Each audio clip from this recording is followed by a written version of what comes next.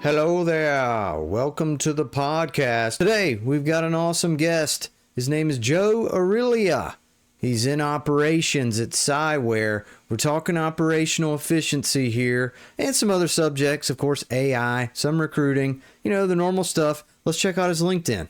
Here he is, SVP of Operations at Cyware, strategically tactical. I love that headline.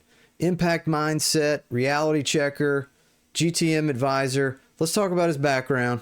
He has a Bachelor of Science degree in computer science from Rutgers and an MBA from Stevens Institute. He started his career at AT&T. He was a senior technical associate, promoted to systems lead.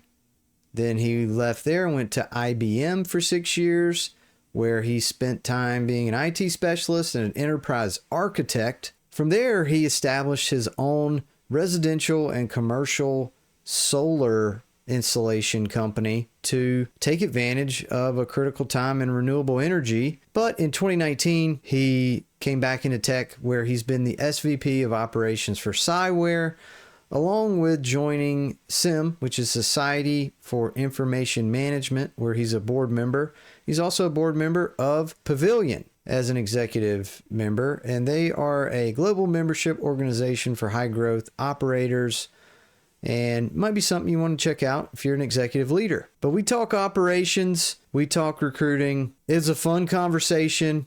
If you want to find Joe's done quite a few podcasts recently. He's on YouTube. Check him out. I'm excited to chat with him. Here we go. Well, all right. Welcome to the podcast. Joe, how are you? I'm doing well, Blake. Thank you for having me here. I'm very happy to be looking forward to this conversation. Yeah, I'm excited to chat with you. We got a lot to cover today, especially talking about operations and operational efficiency. And Joe's been in the cybersecurity industry, so this is going to be fun. Couple warm-up questions. What's your favorite movie and what's your favorite band? I gotta admit, I always go with Iron Man. I like them all. I think the earlier ones rather than the later ones kind of start with the beginning stage. So go Iron Man for the movie. Kill power.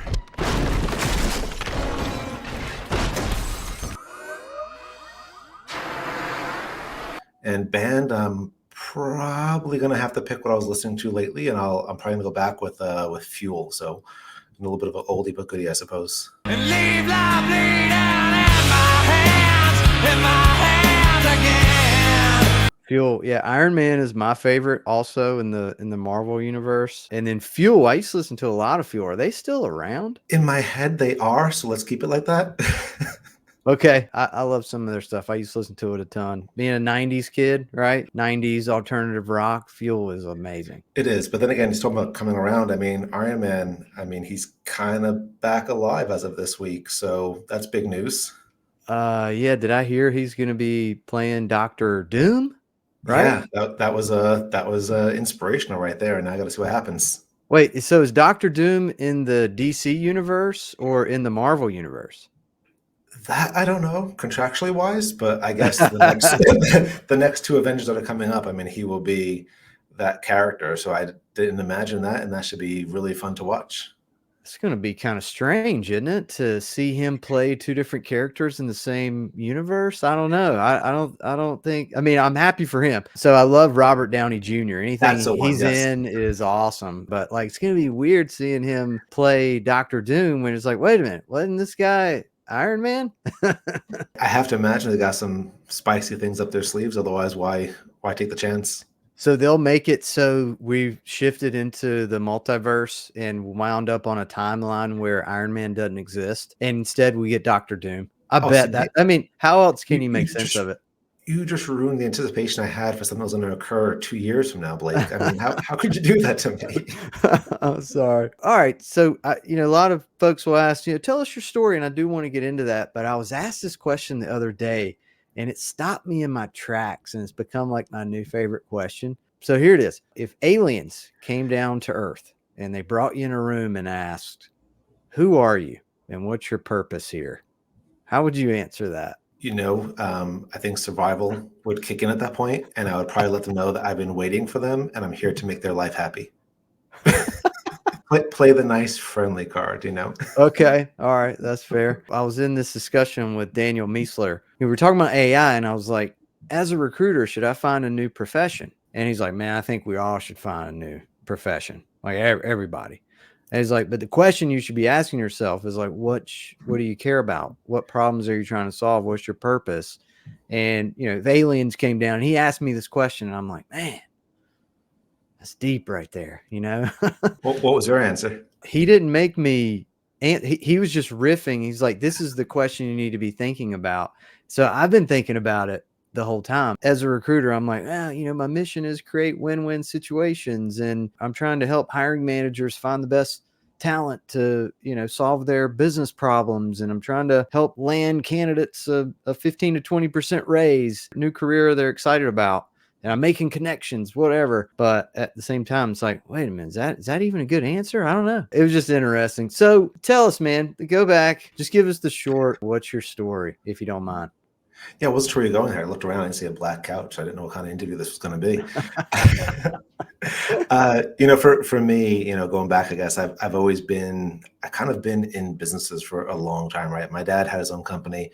He put me to work very, very young, but I enjoyed it. I loved spending the time with him and doing the activities. So I've kind of been in like a work atmosphere since I was 5.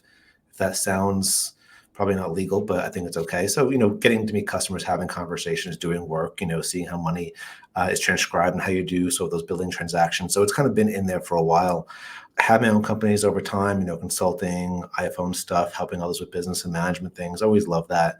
But then went into the official careers, you know, AT&T, IBM, you know, building large, you know, architectural systems for them and working through massive global teams and, you know, infrastructure migrations, all that kind of stuff. But the operational bug didn't come until later. It actually came by accident. I was creating another company. We grew that out. You know, we had a lot of success. We had a lot of different opportunities that we undertook. And when I was looking for that change to come back to technology, someone who I was having conversations with kind of like this said, oh, you're an operator. And I was like, well, what's an operator? Like the person who answers the phone? And they're like, no, you operate companies. And it's an interesting thing when they start talking about it to understand how building companies and knowing how all those pieces go together and how you collaborate and how you build, you know, people, process, technology. Had a title. At that point, I didn't know I had a title.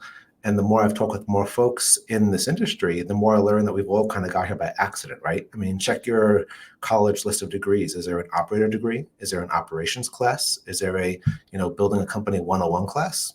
No. We all just kind of love the ability to have an impact, to constantly do something new every day, to keep changing, you know, the definition of our role, to see things kind of come to pass and kind of grow in front of you. And we all, you know, wind up on the side of the house eventually. Yeah, I've always wondered if like the COO role, that role should be kind of reclassified to chief business architect, because it is like the business architect. You're architecting the processes that the business should follow to be efficient and to operate completely streamlined. So it's like you're an architect. Right? It is, you know, in some ways, I mean, technically I was a software architect beforehand, so I think of that a little bit differently in terms of the creation of things.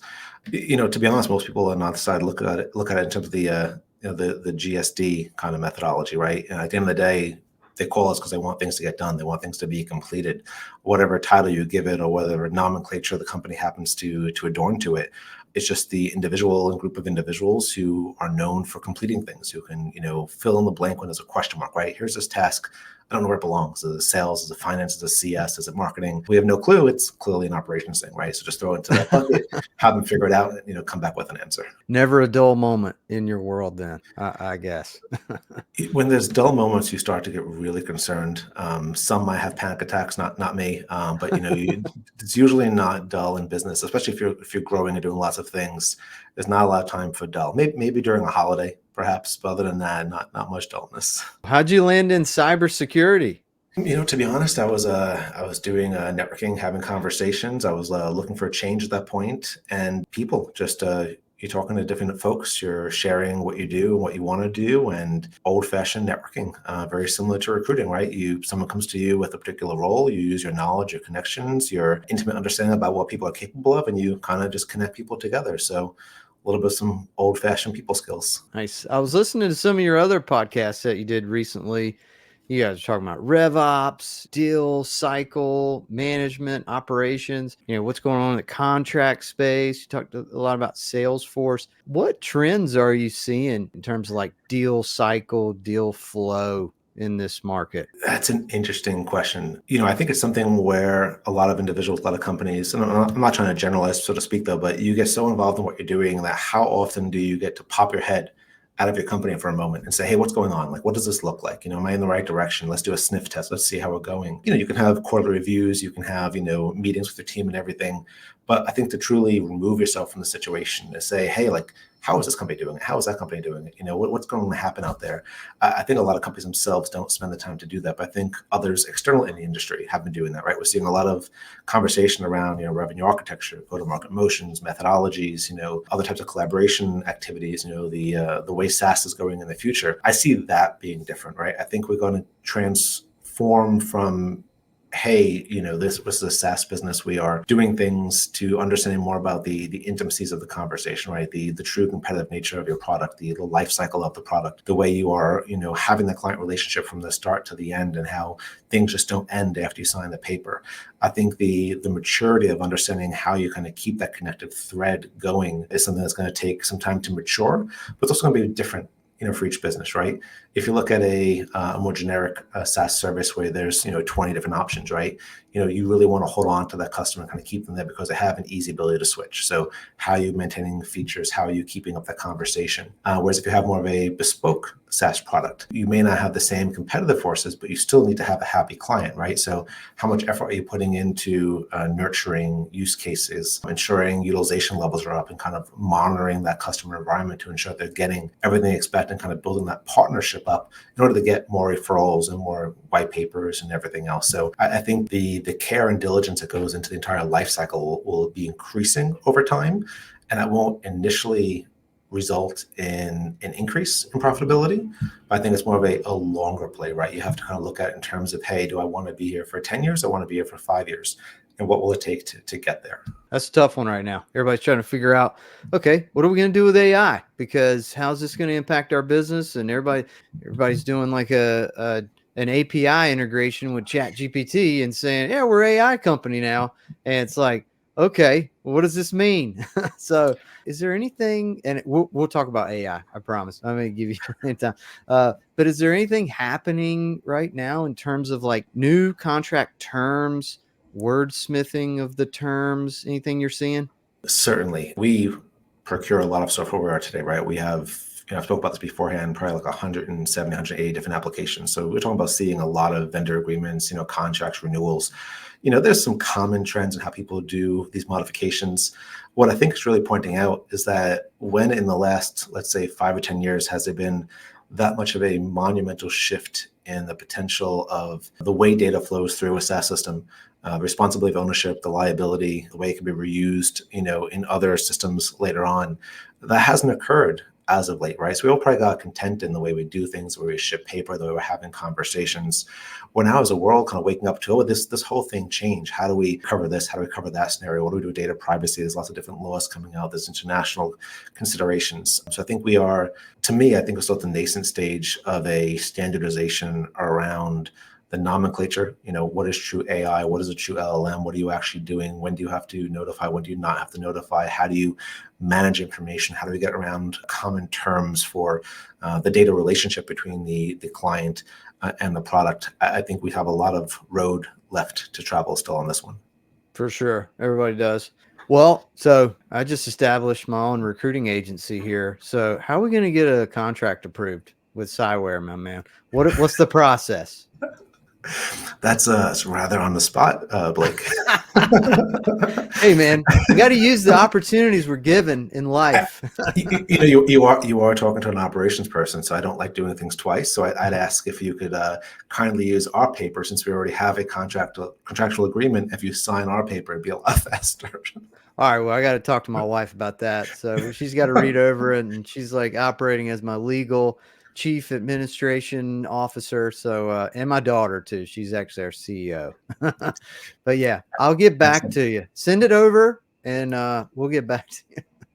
what's your take on what's happening in cybersecurity lately? Is there anything that's kind of at the forefront of everybody's minds? Or is it just AI? To me, it's an industry that is going to consistently see change, consolidation, maturity. We're still very young, right? If you look around, you kind of go to a non-technical event and there's people there. This isn't a word that's on people's minds, right? Yes, when there's an incident, when you see it on the news, you understand it. But as a society, everything in our lives is technology based, right? And a lot of people live in this this blissful nature of assuming that those apps will always work tomorrow. My connections will always be there, my phones will always be on. When the truth is, there's a whole army of companies and teams and agencies, trying to consistently secure and protect this information, so you can continue to live in that blissful state. I think there's still a lot of work to go through. I think there's been great strides, but I think the next 10, 20 years, obviously you can say AI, you can say maturity, you can say experience, you can say collaboration. I think we have to enter into a different state of awareness, a different state of ability to respond to events and to mitigate them quicker. If you look at obviously the incident of the last week or two, right? It's such a phenomenal numbers game. The amount of people that could be impacted by a change, the amount of press that can be generated, the amount of labor that has to go into that. As a society, things that would have had a small ripple effect can now have a massive ocean wave, right? So how do you mitigate that? How do you have sort of almost a cultural BCP plan, so to speak, right? To roll back to get to a status of maturity. It's a very interesting area. Lots of smart minds, are on it, trying to solve problems. And I think it would be an area that's ripe for improvement for a very, very long time. Well, CrowdStrike gets picked on a lot, right? But you know what? As someone who's demoed and tested out a lot of software lately, none of them work right. So yeah, it's all broken. So we have empathy for you guys. I know it was a big deal, but it's not easy to make software that works on every single device at all times, every version. You know what I mean? It's incredibly complex, and certainly I don't, not gonna, pick against one name or the other, so to speak. But those of us who come from a technical background, right? We understand implicitly the complications of testing, the number of variations of systems that are out there, the unique tendencies and tweaks, and the variances of operating systems, and the way that one does something over the other. The testing of these things is phenomenal. I guess if you want to go down that road, since you walk down that road, right, you have the whole Apple conversation, right? So what is the reason that we're so restricted on the device, so to speak, right? You have a one process, one standard, and the hearkening bell for ages has been because we can control the environment. There's a lot of truth to that, right? Yes, you are sort of buying into one ecosystem, but the environment is boxed. Like, you kind of know what you get, right? So the rules are well defined. So you might say that you can have more flexibility in other places. You might be able to make your own tweaks, but your risk profile can also be reduced a little bit. So there's lots of ways to think about that situation. Yeah, as an Android guy, I don't appreciate that at all. I thought we have an opportunity to be friends. Then you pulled that one out. I mean, soon our bubbles can be the same color, but for now, I'm not sure how it's going to work out. All right, that's fair. Yeah, we agree to disagree for now. So I was wondering why you were sending me green messages beforehand. Now I should have understood. Stupid green. Hey, and the argument that the Apple community has against Android is like, why are you so antiquated? But everyone's moved to like this new texting standard. It's just Apple that doesn't want to join up. It's like, I don't get it. I can hear you. I mean, our RCS is not new. If I want to go back to your testing line, you could say they just wanted to really make sure it worked. Fair enough. You can't argue with that, especially in light of what happened. It's like, well, hey, text is never broken. I will say though, I mean, as someone who has way too many, applications in their life that they have to manage, every time you have to check yet another app for a little red dot that someone wants to get in touch with you, it is a lot of work. The ability to have that on your laptop, on your iPad, and to be in that one circle and not to go anywhere else. There is certainly a lot of time saved from that conversation. So the minute we can all become friends and live within one place, I just look at it from the productivity savings is the chief benefit for me. True. So you were the first U.S. employee for Cyware, and coming up on 5 years now. Congratulations. Thank you. That time has gone fast. Time flies when you're having fun, right? So they now have around like 300 employees or more. So, wow, it's an incredible story. Do you want to tell us a little bit kind of what makes Cyware different in the cybersecurity space? I'll start, I think, from what makes it different from the growth part first, if I may. When we had started, we started a little bit. Well, when we started in the U.S., I started a little bit before COVID had come out, and when COVID happened and the world started to change, the focus that we had on the people side was really how do you create a culture where people feel welcomed, knowing that they're never going to see you in person, right? It's kind of an odd request. Now we've obviously, this is kind of old hat.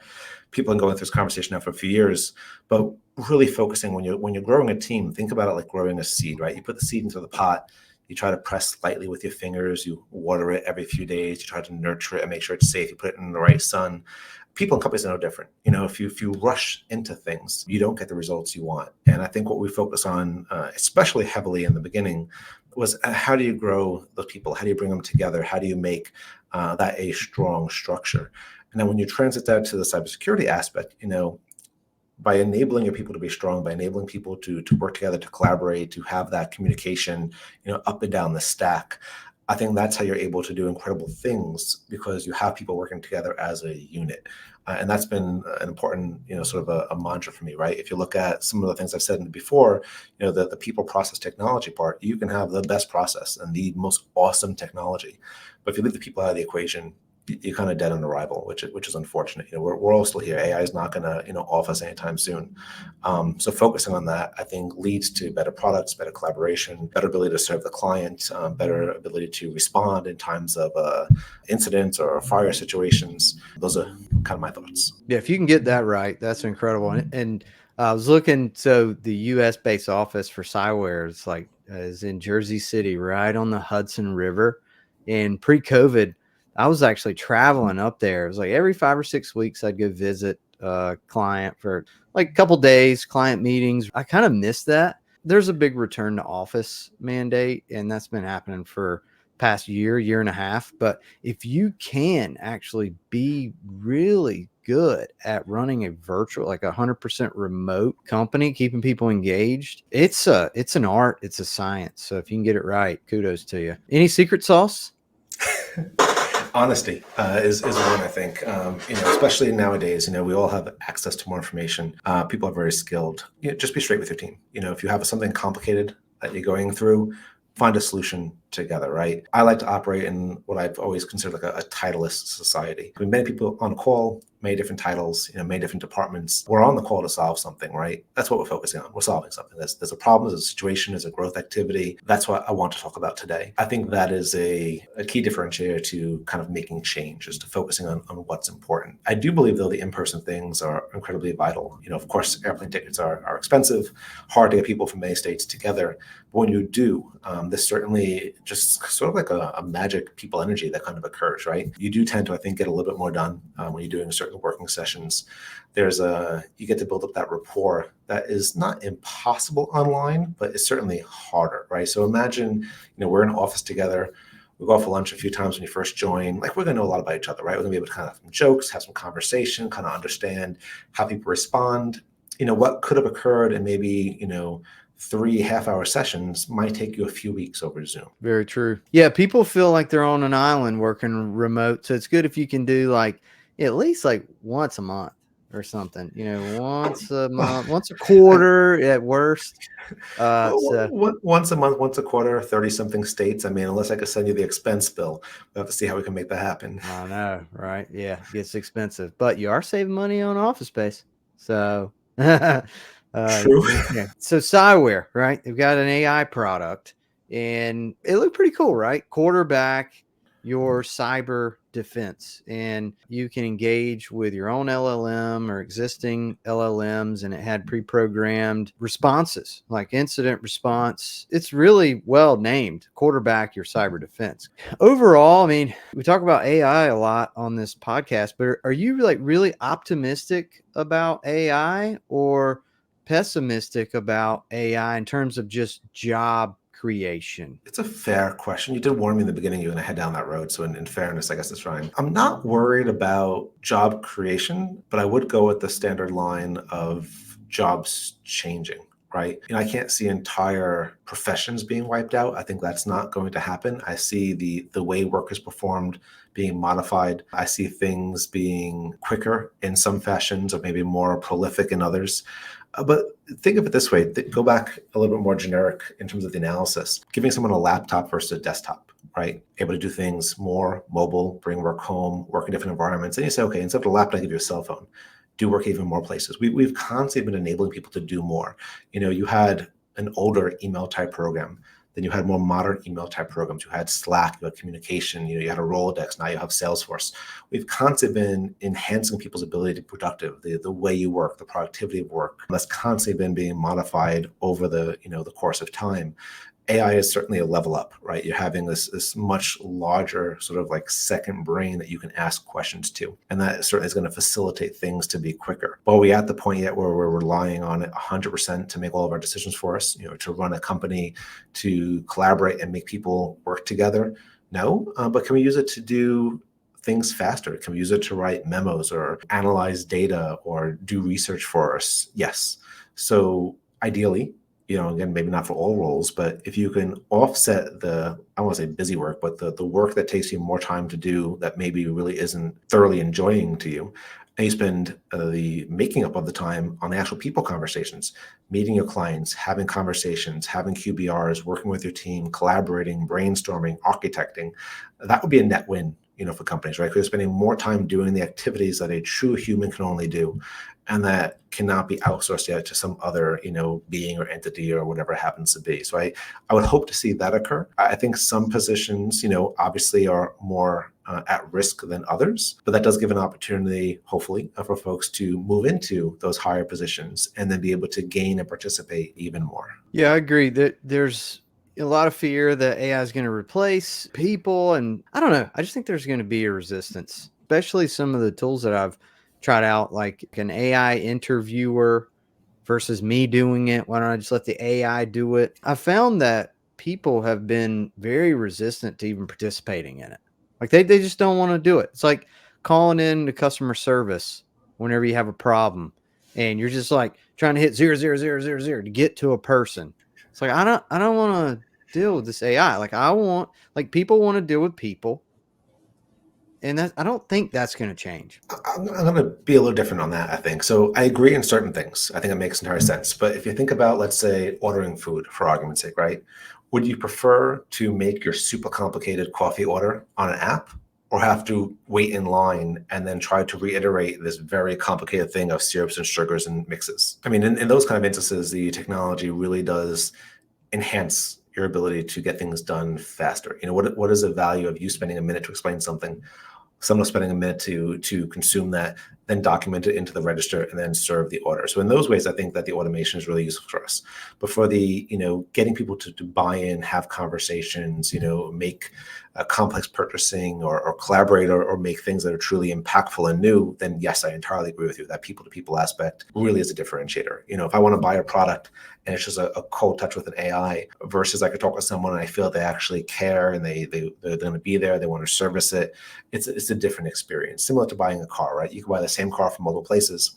The individual who kind of makes you feel warm and fuzzy, you might even be willing to pay more for that car simply because the experience didn't make you feel negative. You got a point there. As the AI gets really smart, right? And they give you compliments and they say things that kind of make you feel, wait a minute, is this thing real? If you can't tell the difference and you get a better experience, then yeah, AI is going to win every time.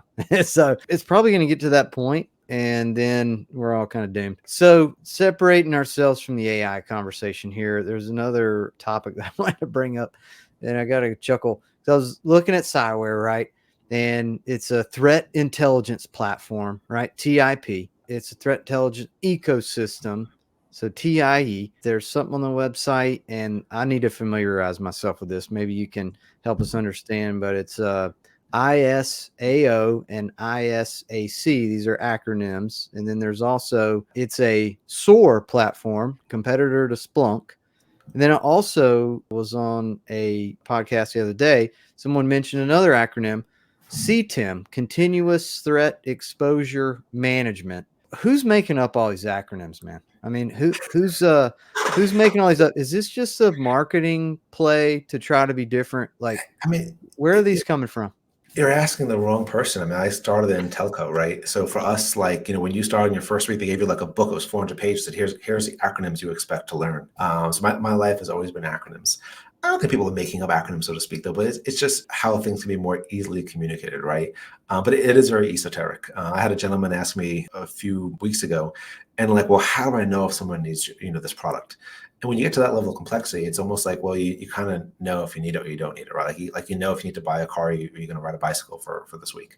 The acronyms kind of help to kind of make the conversation thing a little bit simpler, but it is something to get used to. There's many ways to explain it, to converse about it. It's a technical kind of thing, so I'm very used to the whole acronym soup. There are so many different things that need to occur in your cybersecurity landscape that there can be so many companies that could sound similar but be doing very different activities, and they all focus on a different part of the stack. And then as we all mature as businesses, you see consolidation and what is important now, or what has changed, or what can be more useful for teams, as we understand the integration between the actual tooling and your teams, or the management expectations, or the risk environment, or your compliance landscape. But yeah, I mean, I think there'll be acronyms forever. But yeah, I've been thinking here. I'm thinking about something like, I guess was I don't know if it has an acronym, but when you're using an app and you have like the 3 little lines that you click to kind of get something down like a menu, I'm pretty sure that's actually called a hamburger, because the 3 lines look like, the bun, the meat, and then the bun. So we chose like a non-acronym for that particular icon there. Well, it depends on if the buttons are vertical or horizontal, right? It's the more button, but I think you get the same result whether they're horizontal. Back to the ISAO versus ISAC, right? Can you explain the difference in those? So they're actually types of organizations. So there's ISOs, ISACs, and CERTS. And generally speaking, they're information sharing organizations. So for example, each major industry, let's say health, finance, retail, military installations, all those type of things, can have their own sharing organization. And then typically the parent, the ISAC, or the main ISAC for that particular organization, will have many member organizations underneath them. And what they do is they allow information to be shared and disseminated throughout that entire community. So if you imagine the past, maybe one entity received this threat information and was trying to act on it. Now, all the entities in that space can receive the information and act on it, right? So instead of, being secular in understanding that something negative could be happening, everyone can understand it and can try to prevent that from occurring in their own environment. So you're basically democratizing the sharing of that threat intelligence, allowing many more organizations to be safer and to have that knowledge they can sort of orchestrate what needs to happen to mitigate those potential issues in their environment. So it's really all about sharing, safety, analysis, collaboration, which again, next step of security, right? Think about in the years past, singular, protect device, protect asset. Now it's about sharing, collaboration, networking for the greater good. Yeah, if I was like a healthcare technology company, I definitely see value in that. What do I need to watch out for? What are these other hospital systems seeing? Like, you definitely want to join an ecosystem. There's value in that. I think that's the case for anything, right? If you look about, I'm sure even on the recruiting side, you probably are part of different groups that are made up of fellow recruiters, sharing tips, practices, things you're learning, white papers. Going alone, I think, is not necessarily the best way these days, right? Being able to share and lean on people and have open conversations, hopefully in a trusting environment, will allow everyone to grow. You're going to share something someone else doesn't know. They're going to share something that you don't know. Maybe you open up your ideas to something you didn't understand. Same with something else. The whole sharing is caring, right? They taught you in kindergarten that. We should probably take a look at that again as an adult. Mama told me, man, I got to share my toys. Just not the Kit Kats. Those are mine. If you give me half the Kit Kat, then maybe I'll return the favor in the future. So you're investing in the pay it forward reciprocity game there. So yeah. Half a Kit Kat now for like a full Snickers bar later. Is that what you're trying to say? Yeah, exactly. Nice. Now you're speaking my 4-year-old's language right now. As a father, right? I don't like to waste food, right? I'm the cleanup crew. So whatever they leave behind, I can't let it go to waste. I got to eat it. There's no shame in that. I mean, you paid for it. It's good food. If you're still hungry, I mean, it's there. Well, as someone who is in operational efficiency, that would be very inefficient to waste food. I agree. I've definitely had the conversation about saving, reusing, using the other side of the paper. It's a challenge when they're young, but I think you have to kind of bring in that process part early on, get them exposed to it. Where do you stand on leftovers in the fridge? Oh, that's a fighting topic. I'm not, that can make a lot of people upset with the answer there. Well, so my wife, she'll only eat leftovers if they're only 1 day old. My tolerance goes much longer. Yeah. I just end up being the leftover king. I mean, certainly if there's any kind of like discoloration makes me like, that's a no, right? So if you see anything, that's a definite. As for a time thing, I mean, like, I think more than a day. I mean, a day is like, if you're going to only wait it for a day, you might as well just finish it on the first meal. You know what I'm saying? And why bother dirty the dish? Now you're wasting the water. You have sustainability issues. You have to put the dishwasher thing. It's so much more work.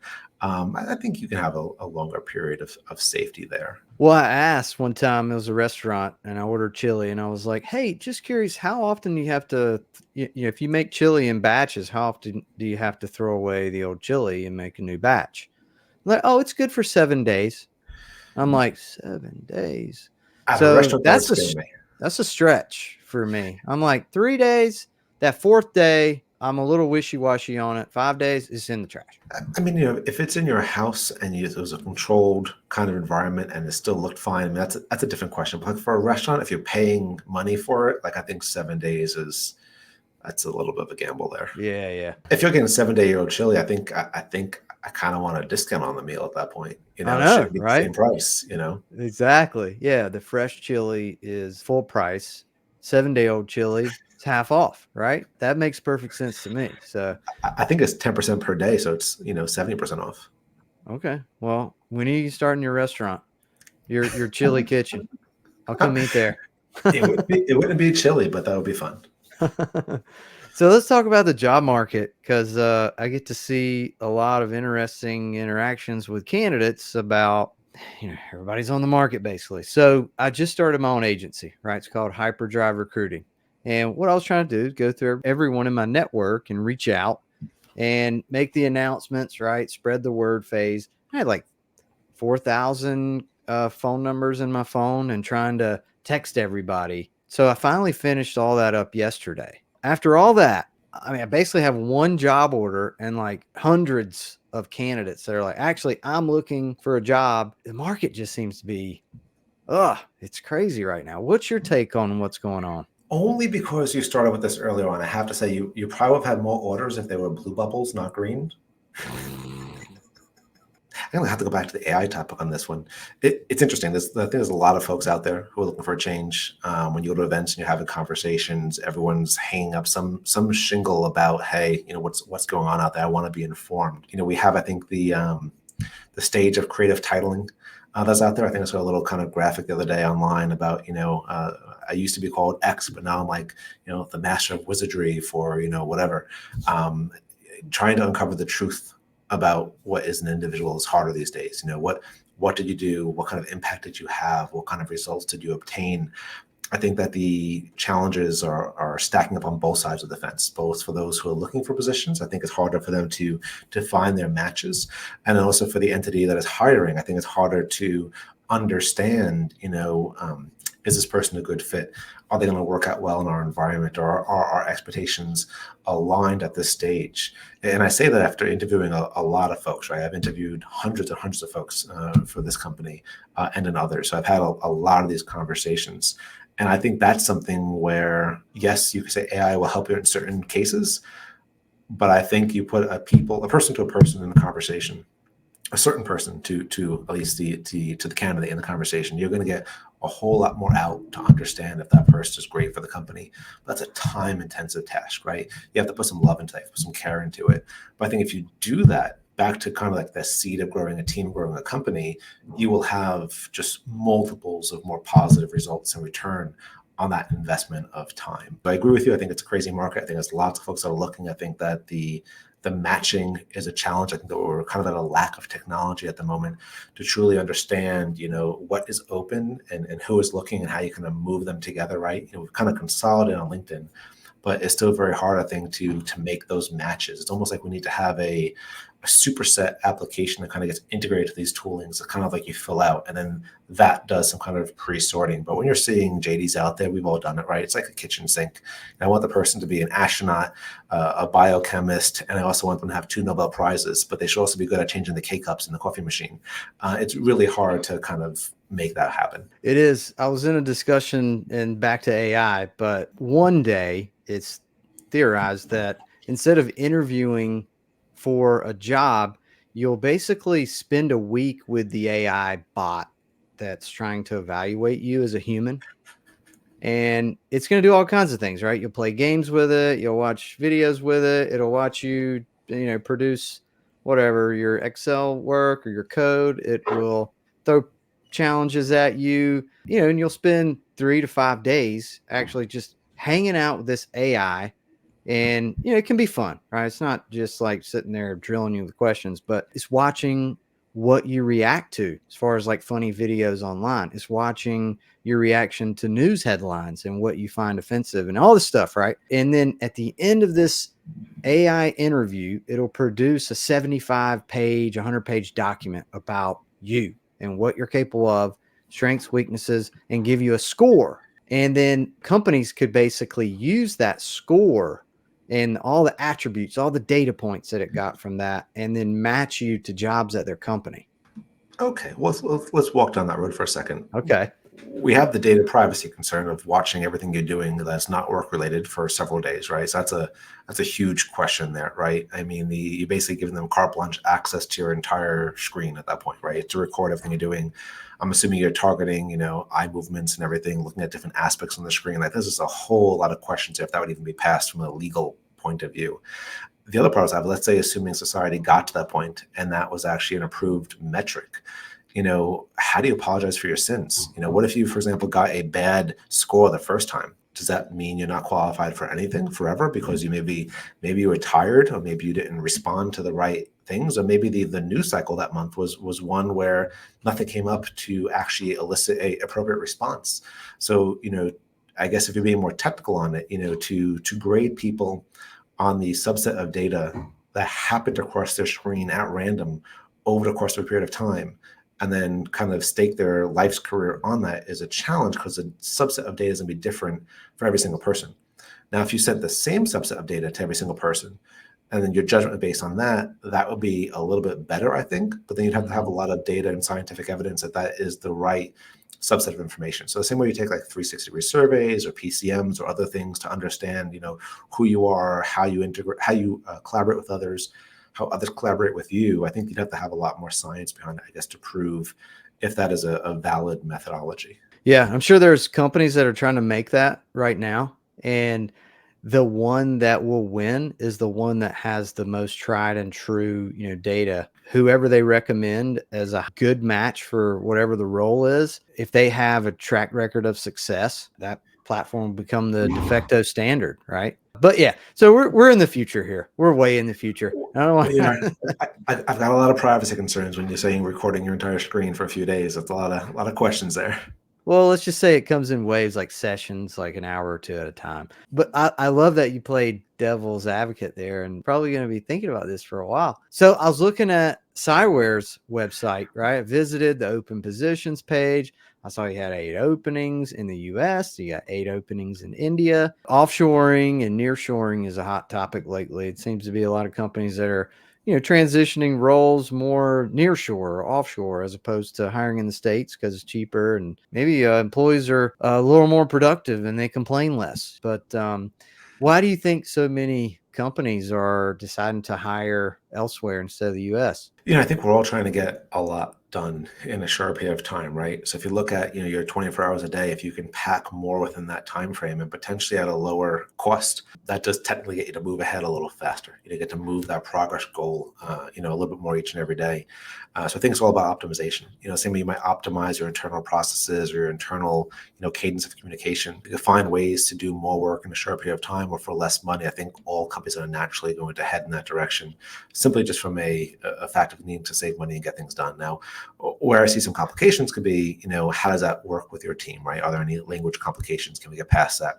Are there any time zone or technical complications? Are there any kind of security complications? Are you allowed to use third-party firms or consultants with your clients? Is that contractually permitted according to the agreements that you have in place? Will there be additional security obligations that might be oppressive for a third-party agency to assist you with, right? So how does that work? So I think it's not going to be a generic yes for everybody, but I think it's going to be something where the leadership would look at it and understand, hey, is this going to be more positive than negative? Is there a way to make this work in my entity? Is there a way that it could be an extension of the team that integrates well? And do I have a way to manage it? I've seen a lot of folks, not a lot of folks, I've seen folks maybe be attracted to that and think that, I just hired 10 folks in XYZ country. That's great. But that's still 10 folks. Who's going to manage those folks, right? Do you have a way to share the data back and forth? Do you have a way to bring them onto your systems to share the same knowledge base, your same Jira system, your same whatever you happen to be using? You have to think about the life cycle of that relationship, not just a purchase and let it go.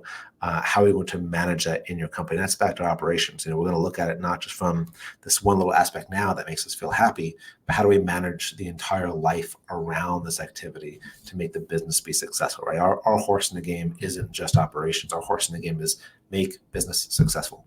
Whether that means focusing more on sales or ops or finance or marketing or whatever it happens to be, our North Star is business success and profitability, right? Everybody's cost cutting right now because everything's so expensive. So, hiring somewhere else it helps. All right, we change the subject. So I noticed you were a board member, I think, of the SIM, Society for Information Management.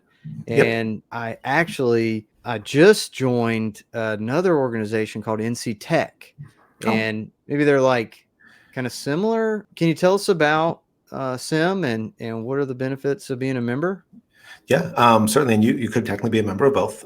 They are different. So that's a fair thing there. So SIM is the Society for Information Managers. It's a nonprofit organization. It's actually been around since the 60s. So it's really, really mature. There are chapters in pretty much all major cities across the United States. It's a United States organization. And it's for senior IT leaders. So there's an application process. There are certain things that we ask about, your management responsibility, type of budget being held, type of work exposure and experience. Then the actual activities themselves is that the chapters do run year long. There are things that change depending on what city you're in, but typically there's dinners with presentations. People come in, speakers with great topics or lessons learned or activities they've done. Sometimes authors will come in. There are certain large conferences throughout the year that you can go into to understand specific topics. Maybe there's a cybersecurity focus, maybe there's an AI focus. There's general networking and happy hours and events. Also, you get to reach out to all other members that are in different chapters, right? So it's not just your chapter where you are today. All the chapters are technically fair game to communicate with and collaborate and to have that exposure. And there's other benefits too. Nice. Is cybersecurity a hot topic in a lot of those conversations now, at least a lot of the keynotes and a lot of the meetings?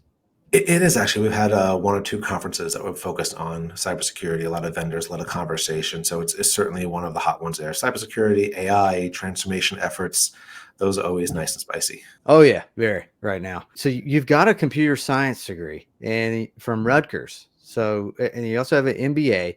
And he spent the early part of your career as an associate at companies like AT&T and IBM, and then you worked your way up to enterprise architect. But then you founded a renewable energy company called Ecom Solar, and this was like 2011, 2019. And it looked like you were selling like residential, commercial solar in New York and New Jersey. What made you decide to go that direction? And then what made you decide to pivot back into tech? It goes back to operations and folks like us just doing lots of things. So I was in tech for a while, obviously, really hands deep, AT&T, IBM, enterprise architecture, massive workflow ordering management systems, business intelligence systems. We were setting up data centers, high availability, the kind of stuff where if you got a call at 3 a.m, like you're on a bridge solving that, it's very critical things. The renewable energy part was very interesting. And the aspect there was that the ability to attack a project that would be really great for the world. I mean, obviously there's an environmental aspect, which is very nice. You're doing good work is what the theory is. There's also a whole lot of technology in it. So some might look at it and say, oh, at the end of the day, you have folks, installing something, right? It's sales and service. Well, yeah, it is sales and service, but the amount of paperwork, automation, back and forth, contractual obligations, marketing, call centers, all those business aspects are very hard in that industry because every single town does something differently. So, we were in New York, New Jersey, and Pennsylvania, all in. There's probably like 800 and something towns that we kind of worked in across that area. Everyone had different rules, different processes, different requirements, different MMPs. So we really had to build systems around all of this to essentially allow the work to get done. So heavy Salesforce architecture, collaboration, moving things together. But the industry was changing. After a number of years, things were starting to settle out in different directions. And as most things, we changed. So it headed back to a pure technology play. I wonder, right, if there may be an opportunity like that again, because the power generation needs to support AI. The NVIDIA chips need 7 times more power. And there's a bunch of data center projects going on right now. So it makes you wonder if every data center might need this massive solar farm just to support the energy demands. So who knows? There could be an opportunity to get back in that industry at some point. So yeah, maybe one day. Yeah, it's funny. Actually, someone actually sent me that. I think the same article you're referencing the other day about the AI and the power needs, which we all knew. And I think most data centers, even without AI, I think these days have come around to know solar is a good plus to it, right? You have all the major corporations trying to, lower their carbon counts and everything. I think it's inevitable. I think the knowledge is there. I think certainly in the US, though, there's still a lot of paperwork that has to be done to complete this. There's lots of financing. COVID obviously created a financial challenge for folks to kind of move forward certain installations and entities. I think it's very, very positive, but I think certainly there's probably still a lot more headroom that industry can go. I know China is producing the amount of energy or the new energy production resources that we produce in a year. They're doing that in 1 week. It's crazy. So we'll see what happens. Let's talk about operations. And I was listening to one of your other podcasts, and it was interesting because one way to be really efficient is to make your company's information really accessible to everyone there. Where do you go to find information, and is it up to date and current? So every company may benefit from hiring a role that's considered to be the knowledge-based curator to make sure that all the information is up to date, in the right place, easily accessible. And it's like a job within itself. How do you recommend companies go about doing that? Honestly, I think it's a hard one. It's not easy. I can't say, I know anyone who has it perfect. I think the sooner, I'm talking about day one, open the door soon, you can start knowledge curation, start it, right? Because the more you move knowledge out of some kind of common platform and into the heads of humans, again, it's you have this tribal knowledge challenge. You have roles which are more risky. You have power struggles that can occur. You have a high risk if someone is ill or out for a little bit. The knowledge in the company on how to operate the company has to be extracted from the individuals, not to minimize their efforts, but so the company can keep on running and that people can grow. If Nancy's the only person who knows how to do these activities, right? How can Nancy grow? How can she become something bigger? How can she go on to that next level if no one else can take her spot? So I think moving from a recognition that this isn't a reduction in a person's capabilities or their future potential, it's more of a, I want this company to run long term. I think that mental shift is the first part. Then the question is, well, how do we unify on tooling, right? I'm not sure there's really one perfect tooling out there, but we put information in so many systems. You have your Slack, your email, your Atlassian systems, you have your CRMs, where does information live and what do you count as that gold standard? There's got to be MMPs around that process. Also has to be easy. If you make it too arduous, no one's going to do it, right? You can have the best application in the world. If it's too arduous, humans aren't going to put stuff into it. So you really got to give that some thought on what's appropriate for your size of organization, for where you're headed, and for the type of content that you have to store. It's one of the most common complaints that I hear from the development community whenever they land at a new job and they're like, man, there's no documentation here. Like, I don't know how any of this stuff's put together. It's crazy how poor a job companies do at this knowledge-based curation and documentation for new people? Yeah, I'll actually I'll share a little secret here. So that was one of my favorite interview questions I would ask a developer, and the question was: Would you just came into a company? Would you rather inherit a body of code with absolutely no comments, or inherit a body of code with potentially incorrect comments? Probably no comments.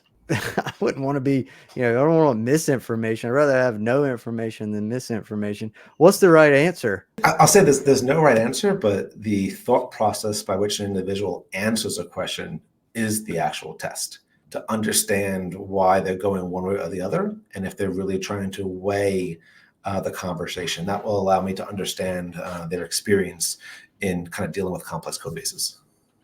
I love that. Are there any other like really intriguing interview questions that you like to ask that are kind of generic like that? I think going off the script is really key, right? There's no point in reading down the resume.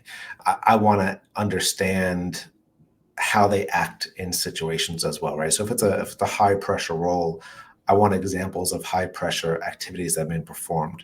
I want to understand if they could play good cop, bad cop in certain roles. You really need to, I think, line the questions up with the type of environment they're going to be in.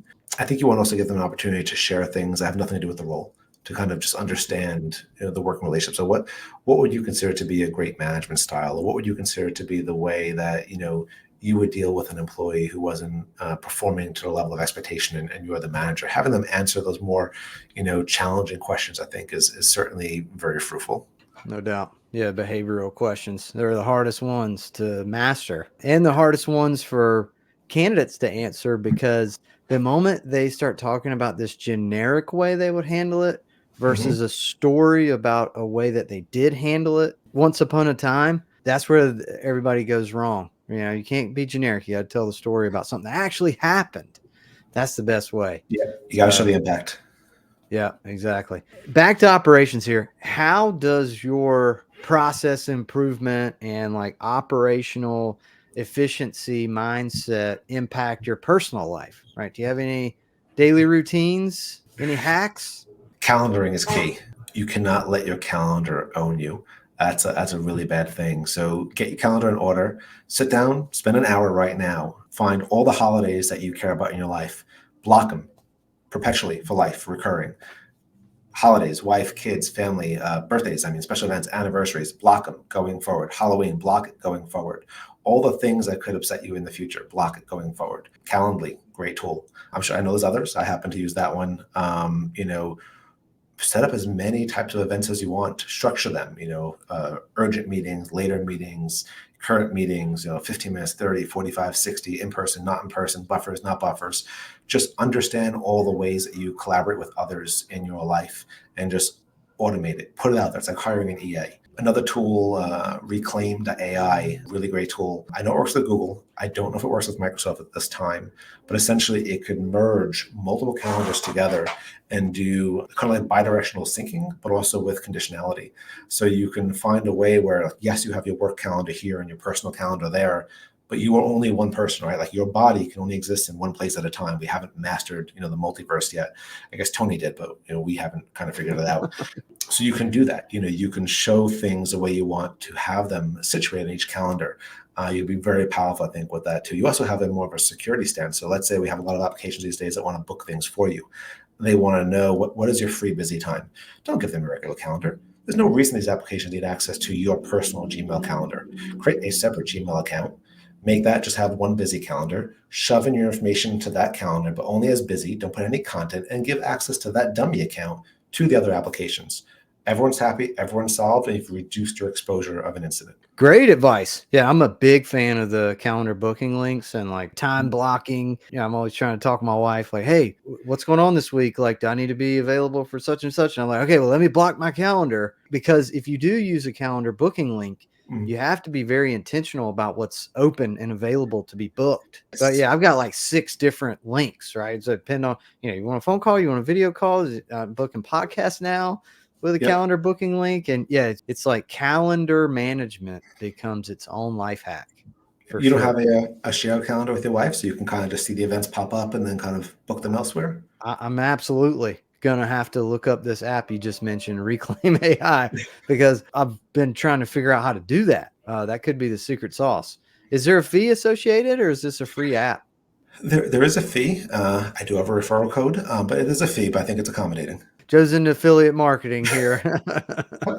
Trying to expand. The second would be, I think, email. Now, email is a very sensitive subject, right? You can spend hours on this one. I believe your email inbox needs to be as empty as possible. I think the larger it is, whether you lie to yourself or not, it creates a headache, right? It's a mental frustration of, did I actually accomplish what I need to accomplish? Did I get back to the right people? Am I letting someone down? I like to keep that as thin as possible. Use your folders these days, push them out somewhere else. And even nowadays, you don't have to be as specific with folders in your mail system, right? Search is so good. Just stick it somewhere that's not your inbox. So you understand, like, if I have 20 emails in my inbox, I can manage it. If I have 20,000 in my inbox, how do I really know what's important? Yes, you can say unread, read, but it's really challenging, I think, to do that. So in recruiting, there's a term called B time. So Okay. something comes in, right? It's not A time. This is not like normal business hours type of task here. This is B time.